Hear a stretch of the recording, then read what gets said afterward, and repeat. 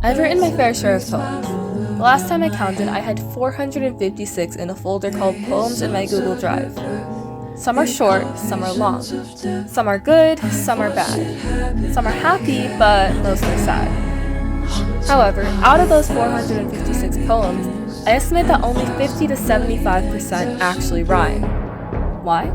It's because I've realized over time that a poem does not have to rhyme.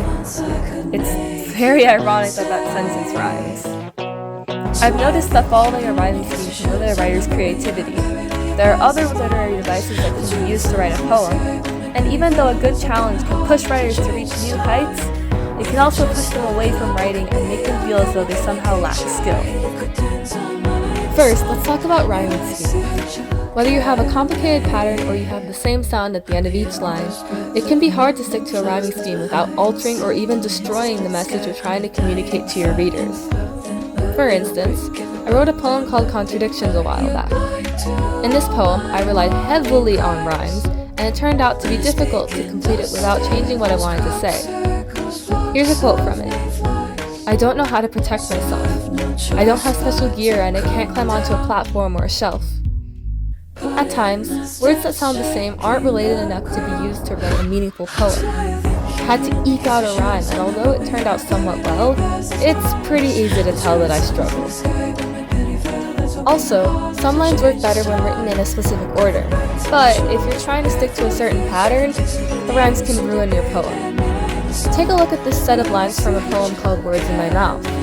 I didn't write these in the order I wanted since I was trying so hard to keep rhyming. My love won't expire, but there's a lot. If you use me, I won't get to rot.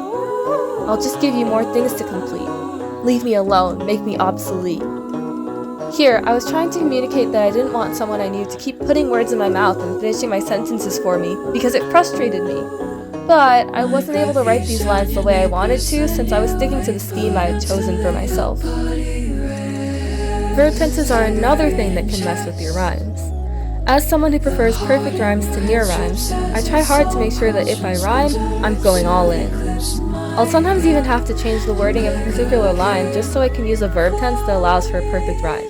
Such as when I wrote this part of Fight, a poem about my thoughts and how it feels as though two sides are fighting for victory. How do you still have friends? They shouldn't want someone who so strongly depends.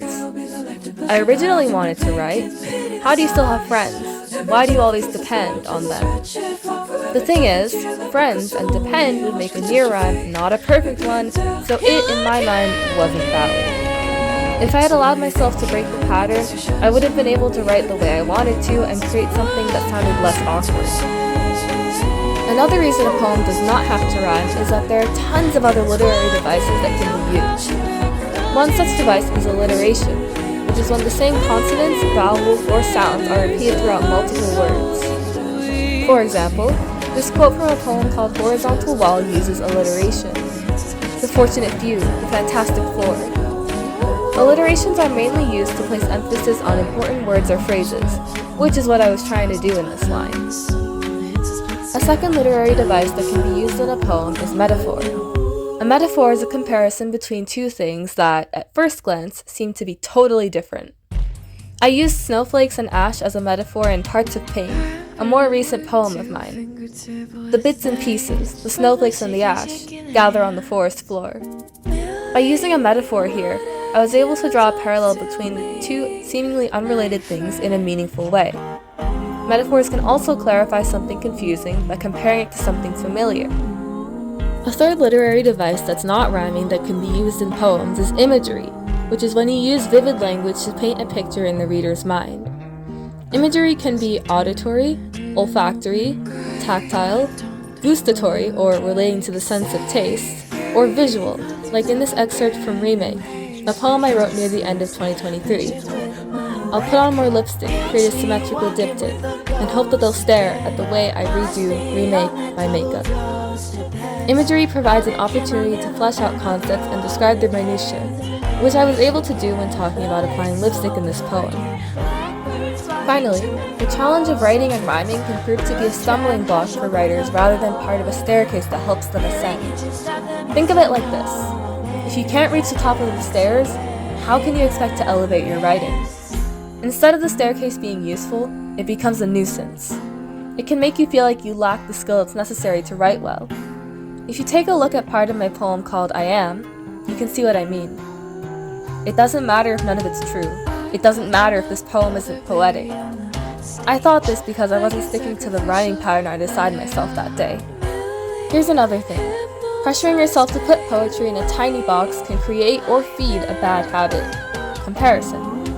In my poem, What Should I Say?, I wrote the following. I can't believe I did it again. Seriously? I meant for this to make you laugh, make you smile. Shakespeare wrote entire plays, comedies, and tragedies. I guess I'll be stuck on the latter for a while. All this talk of tragedy and not being Shakespearean enough because I confined myself to writing a certain way, it's almost absurd how much I cared about this one literary device. Lastly, I think it's disadvantageous to rhyme so often because it can, unfortunately, lead to a writer giving up on writing or feeling bad about it. In using I wrote, I'm forcing myself to write because it seems like I should. But is it right? Is it good? I felt dread at the prospect of writing and failing to rhyme because that, to me, meant the whole poem was of inferior quality. Now, I'm not saying that rhyming is inherently bad. It can be extremely rewarding and fitting at times. I just don't think it's worth the trouble to relentlessly rhyme when it ends up germinating and growing into a massive pile of thistles rather than a fruitful tree. This isn't just for writers either.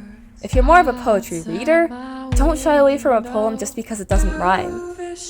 Overall, this video is not meant to be a knock on rhyming.